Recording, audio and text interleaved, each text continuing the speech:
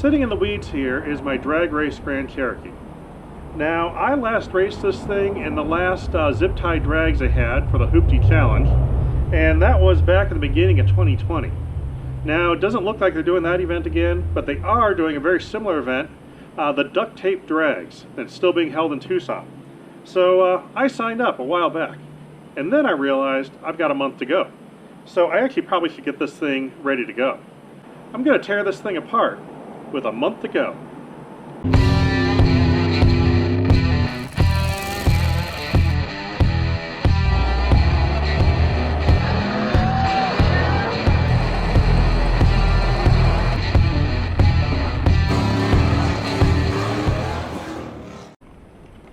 We should probably see if it starts.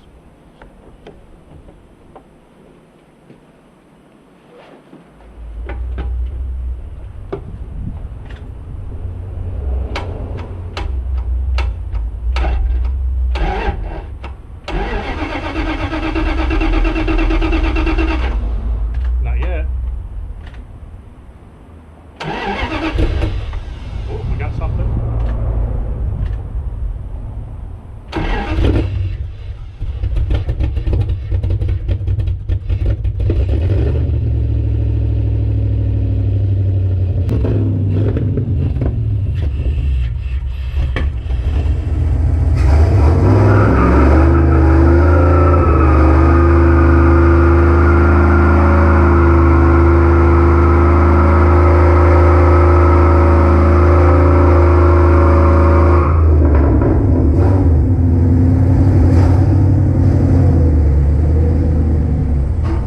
It's a shame to pull this apart, it runs so well, but that's what we need to do for more power.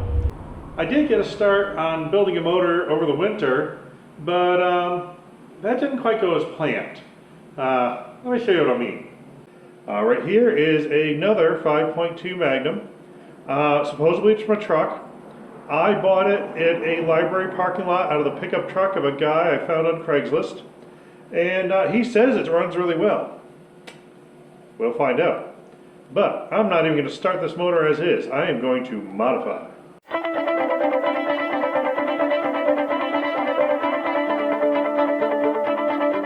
Well, I got all the outside stuff pulled off this motor, and it's time for a bit of a status update. It's got a few issues. One thing that I don't seem to be able to get away from is rust inside my motor.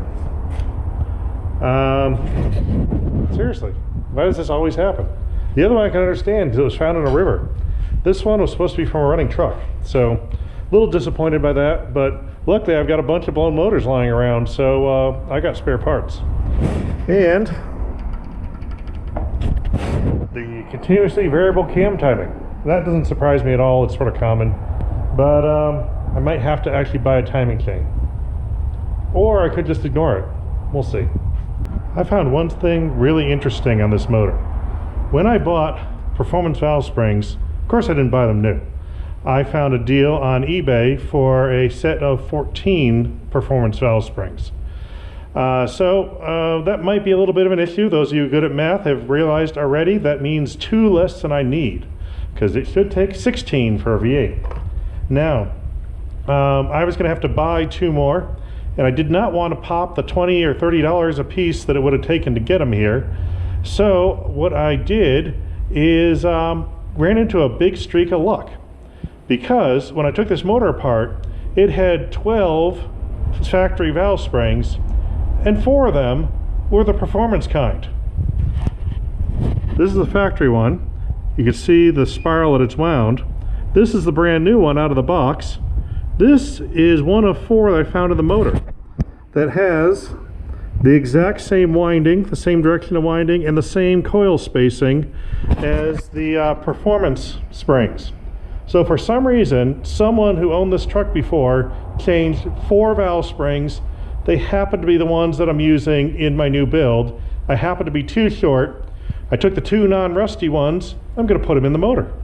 Problem solved.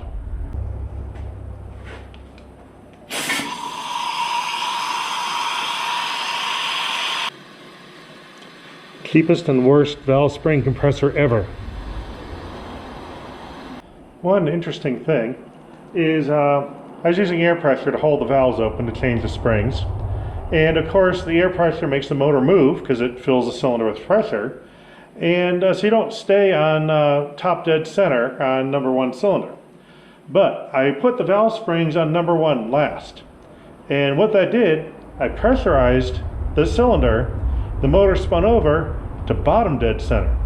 So I know I'm exactly 180 degrees off of where the crankshaft needs to be to get it to top dead center. Don't know if that'll come in useful for you, but I found it handy.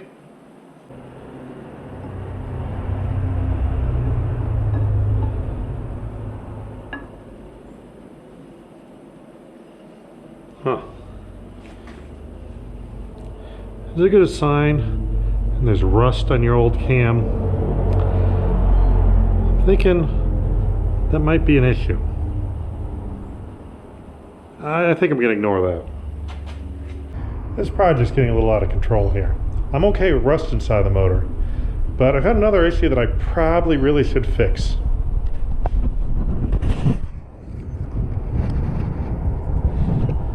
That cam bearing looks like it has some issues. I don't know if I can bring myself to put my used cam in that. Might need to find a used bearing. I looked up cam bearings, and it was only 20 bucks for the whole set shipped to me. So I popped the 20 bucks, and this thing's going to get new cam bearings. But in the meantime, I got to do something. So I'm going to make it shiny. And I don't feel like masking it off, so we're going to brush paint this one.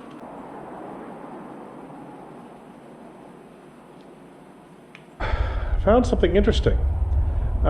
This block that I bought from a guy who was selling a 5.2 liter Magnum motor, I found an issue with the casting.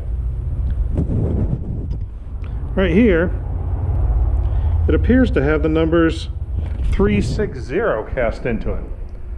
That's supposed to have 318 cast into it, showing that it's a 318. The 360 means this is actually a 360 and a 5.9 liter Magnum, which was not my intention. But I'm not going to complain about more displacement. It just means that I can't use my flywheel I planned on using on because the 318 is internally balanced, the 360 is externally balanced. I'm sure it'll affect other things too. So this might get a little more expensive, but it's more power. So that's always good, till the transmission blows up and the rear end. Because I'm only running a Dana 35 and an NV 3500, neither of which should hold up to a stock 360, never mind a modified one. So this is going to get more interesting. I went ahead and bit the bullet and bought new cam bearings. Now I have a full set here, and this is where I could accidentally fall down that slippery slope of doing things properly, and I don't want to do that. This motor is going to be used probably for a total of 50 miles. Drag race only once a year. It's really not going to have much time on it. I don't have to care about it like a car I'm going to drive every day, because even if it breaks down, it's load in the trailer and go home. So I do not want to get too deep into this motor. Now, if I were to replace all the cam bearings, I run into a few spots where it's a lot easier to go in from the bottom. Actually, I'm not even sure if it's possible to change them from the top. Also, there's a plug in the back, so I'd have to remove that. That leaves me a whole bunch of stuff, possibly removing the crank, possibly removing the pistons and rods. I probably would find a bad bearing in there, so I'd end up rebuilding a whole motor. And I don't want to fall into that trap. So I'm going to replace the one cam bearing I need, and that's it. That way, I am sure that I'm not going to do too much work and I can get this thing running sooner. Of course, this is not the right way to do it, but this is the way I'm doing it. Now I have the bearing removed. There were a lot of chunks that had come off it. I don't know where they went. I want to make sure they're not going to be in the oil galley where they're going to get pushed up into the new quote-unquote cam that I'm installing. So what I'm going to do is prime the oil pump with the camshaft out of place. You can use a screwdriver bit and a drill. Run the oil pump a bit.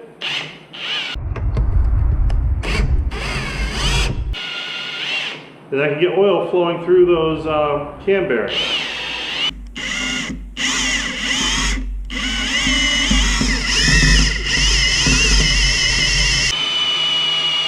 pumping up and out.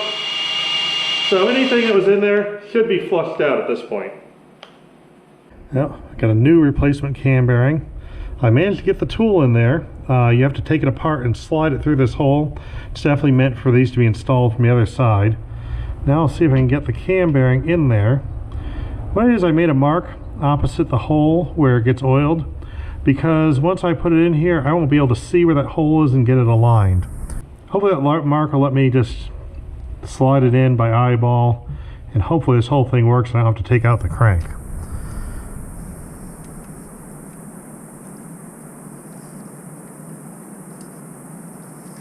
Alright, cam bearings in, the tool. Now let's tighten this thing up.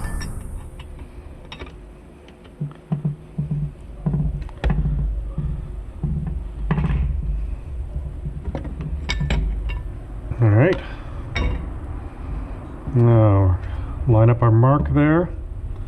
Got our little cone set up on our cam bearing tool so everything's in alignment. Oop, there we go.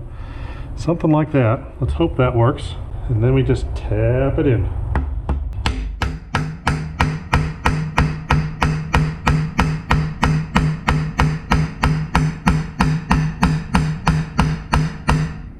Now I don't want to go too far. I just need to go far enough to get that to line up with the oiling hole.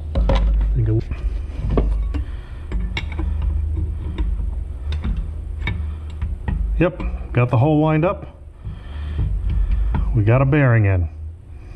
Now, in order to get this tool out of here, we actually have to take it apart inside there without dropping any pieces down into the crank. Now, we can take the rest of them out in one shot. There's all our pieces. Alright, now I'm going to spin up the pump and run some oil through here to flush out anything that might have happened while I was working on that.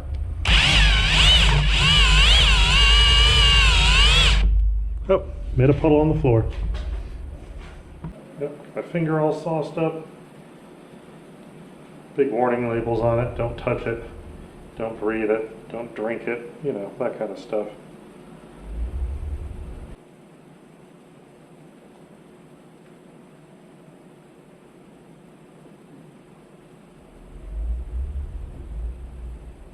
I got the Ultra Power double row timing chain set. Because, you know, that's got to make more power then, right? Throw a little goop on it. Because that might rub there. Won't have a whole lot of pressure, but might as well since I got the whole bottle of assembly lube. And we will put in timing chain. Now I'm going to install this straight up and down. So no advanced or retard. We're just going to go right to the cam timing. And this doesn't fit. Now I don't have a degree wheel to set up this cam. We're going to do what we can here. I do have an angle finder. So right now I got the motor at top dead center on number 1. Going to make sure this stays here. Even though it's magnetic, it's fallen off on me last time I did this.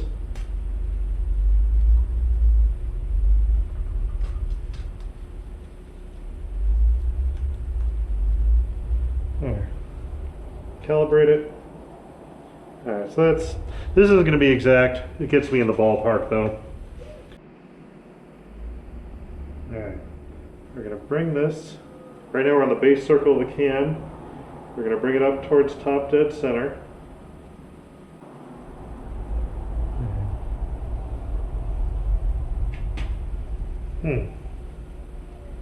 Looks like the lobe center line is way off.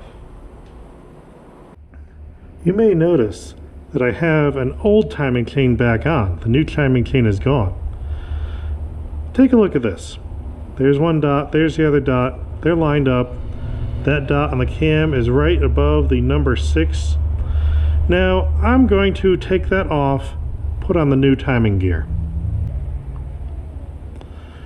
Notice where the timing mark is. There's the number 6 still. That's the timing mark.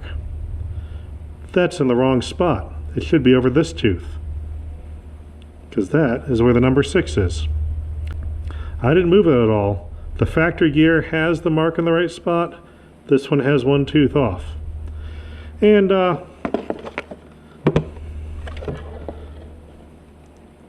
there's the part number, Ultra Power C3028X. One tooth off. Now I'm going to be putting the new timing chain back on. Now this is exactly where the old factory timing chain was taken off. I did not move the cam, I did not move the crank. The dot on the crank lines up. They're one tooth off on this brand new gear. That's why I couldn't get it to time the cam right, because the timing gears are wrong. Brand new ones. Not that I'm bitter. Another thing I noticed when I'm trying to set up this cam, my push rods are way too short. That's with the rockers all the way down. I'm getting around 75 thou of the valve of movement. So this great cam must be ground on a different base circle, which means I'm going to need longer push rods. I'm going to make myself some adjustable length push rods to check this thing. Okay, add a little piece of threaded rod in there. Install the push rod and adjust it to length. Then I can get a good number. This timing chain has been driving me crazy a little bit because I want to make sure I have it right, because I don't like moving off a tooth from the timing mark. That sort of bothers me. You're always supposed to line those up, but it really looks like I'm supposed to. So what I'm going to do, and I have put together the way it looks right, even though it's not the way it's marked, I am going to check the lobe center. Now the cam card tells me that the lobe center angle for the intake valve on number 1 cylinder should be 102 degrees on center line. I'm just going to go back, because measure 50 times, cut 2 or 3, something like that. All right, yep. Okay. So I'd say within 1 degree, we're probably pretty close. Which I say we're close enough to run it. I don't think you're going to get much more accurate than that, because there's only a few positions you can get in that timing chain. So basically this is about as close as we're going to get it. This looks like we're okay. I'm going to need the longer push rods, but I can put those through the valve covers. So I'm going to button up the intake manifold. That way I don't drop anything in this engine. It's going to have to sit on the side a little until I get those push rods in and can finish this up. I bought myself a thermostat for the Magnum engine, which this is. Went to put it in, and a little bit of an issue there. Apparently these manifolds that fit both late and early model 318s and 360s, although it looks like all the accessory stuff is drilled for the earlier ones. So with that being known, I decided to get myself a high performance part. Got a thermostat neck from a 1969 Dodge Charger, and that fits perfectly. So now I got Dodge Charger parts. That'll make it faster. That's where I left off, and I just rolled the motor into a corner. We have to drag it out here and actually get this thing together. I did order new push rods, the cheapest ones I could find, and they're on the way.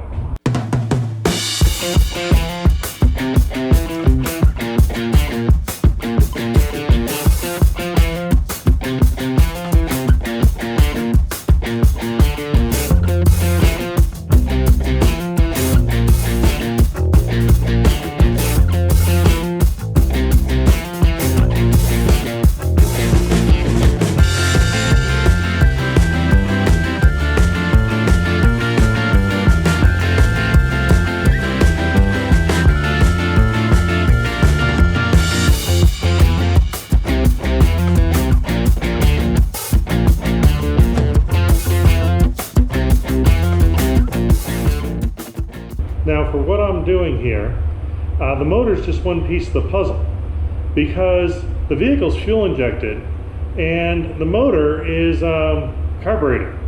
So I've got to get rid of the fuel injection pump and come up with a system that'll run at lower pressure for a carburetor. I dug through my box of fuel pump stuff.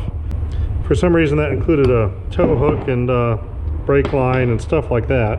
But I found clacker pumps.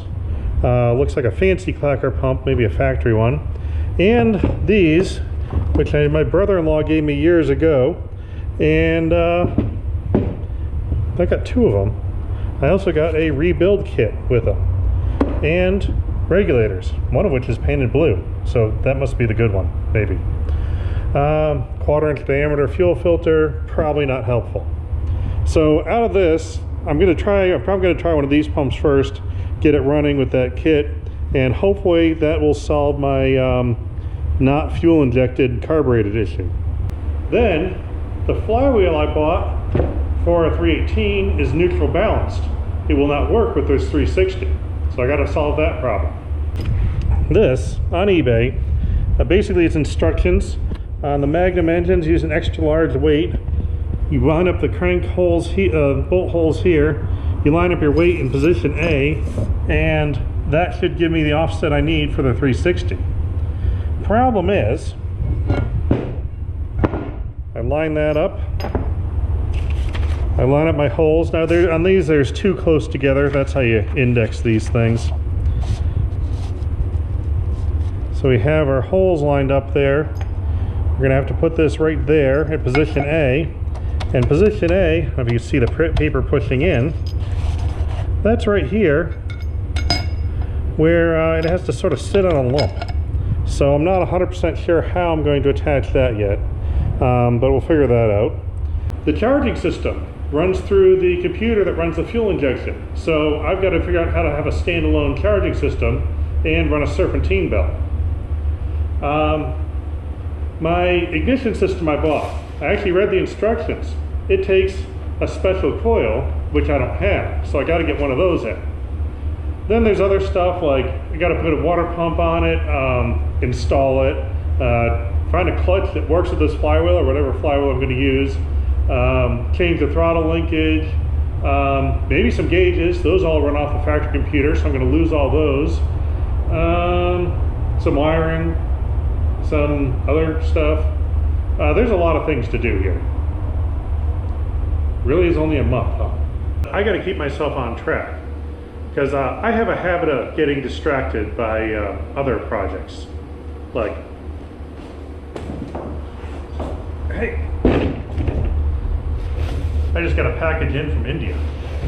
It's all wrapped in tape, like completely. The entire box is all tape.